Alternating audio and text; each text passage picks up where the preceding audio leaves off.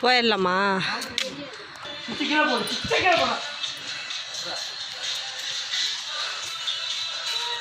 குச்சி எடுத்து கையில் வச்சுக்கோங்க. நான் மேலே இருக்கிறேன், அப்போ தான் மூஞ்சி தெரியும்.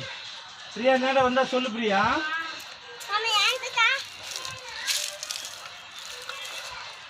கைகிட்ட வந்தா சொல்லு.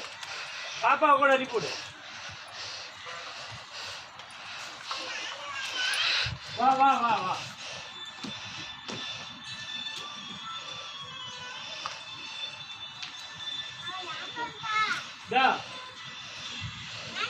பிரியா அண்ணா நந்துக்கா.